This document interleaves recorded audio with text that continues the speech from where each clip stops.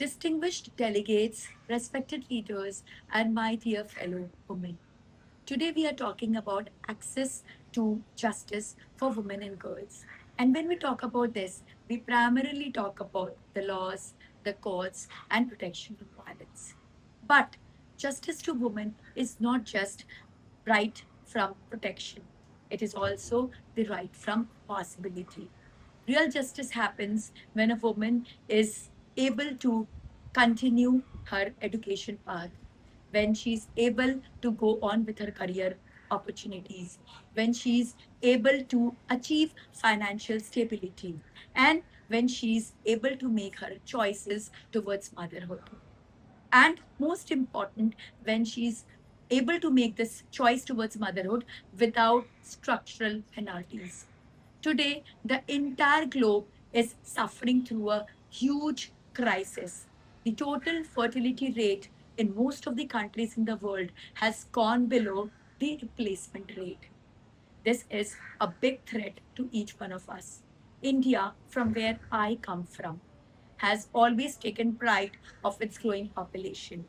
But according to the latest Lancet report, the total fertility rate of India was in 1950 at 6.14. From there, it has now gone below the replacement levels, and very soon by 2050, it's going to reach 1.29. That means from 6 children per couple in 1950, we are going to reach 1 or 0 children per couple in 2050 in just 100 years. The median age of our country currently is 28 years, which is a big demographic dividend for our country's growth. But very soon, in just a couple of decades, it is estimated to reach 38. So, this threat is not just limited to India, but it is all pervasive. It has become a global threat now. But one thing that needs to be looked upon is women across the world. They're not rejecting motherhood. They are actually facing a deep problem. And that problem is not a natural conflict, that is a structural conflict. She has a conflict between choosing her path to motherhood or continuing her career path because her peak fertility period coincides with her peak career period.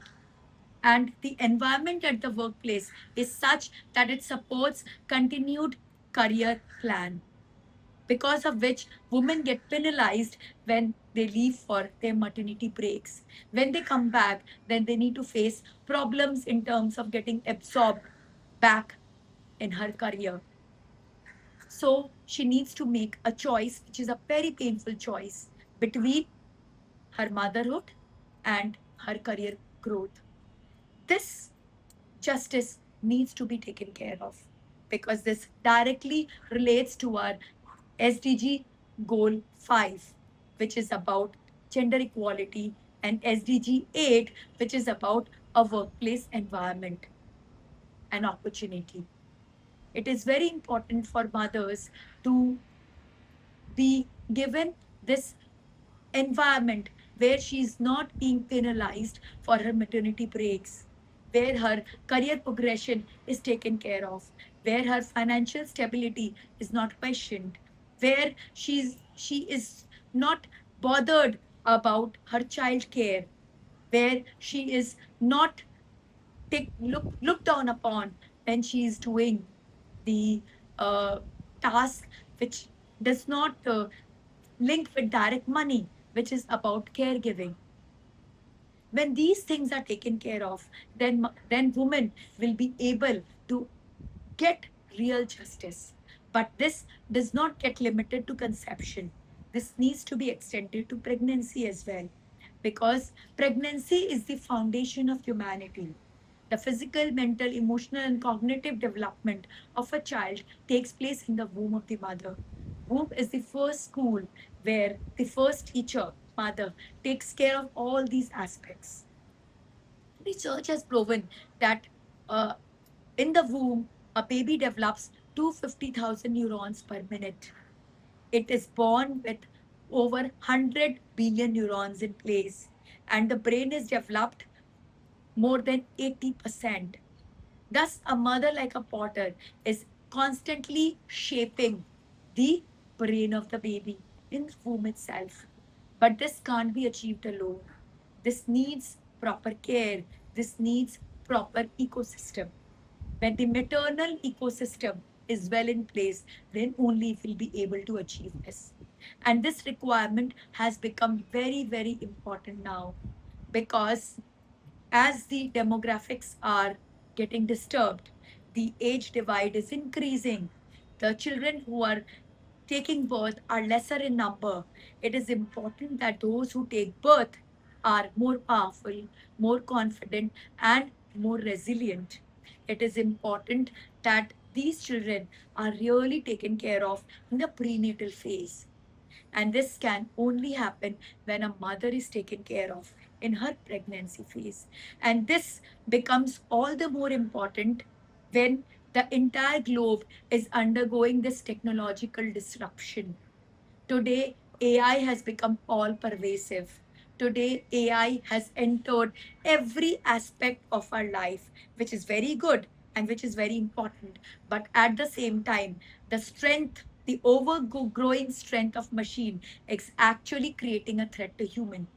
It is not creating a threat to the existence of human, but it is creating a threat to the ethical aspect of it. And the ethical aspect can only be taken care of when the creators of these machines, that is the human, are ethically and emotionally grounded. And this can only happen when the womb is taken care of because the basic framework, the blueprint of values, the ethics, everything happens while in the womb.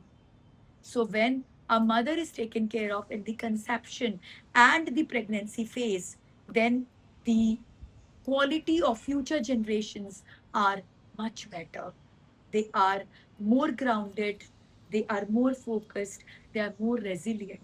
So today in this era of disruption, this is the key requirement. So when we talk about justice to women, we need to take care of these aspects. We need to provide them with an environment which has got a proper maternal ecosystem, a proper support system, a proper caregiving environment. This is the need of the hour. Because when we provide justice to women, then this justice is not just limited to women, it is extended to the entire humanity. This is extended to the entire society. This is extended to the world at large. Because when a woman is taken care of, the whole humanity is taken care of. And the humanity can only be taken care of when the womb is taken care of. Because womb is the first school where the first seed of intelligence, character, values are sown. So please take care of the womb. Please take care of its justice. Please take care of womanhood. Please take care of the entire humankind. Thank you so much.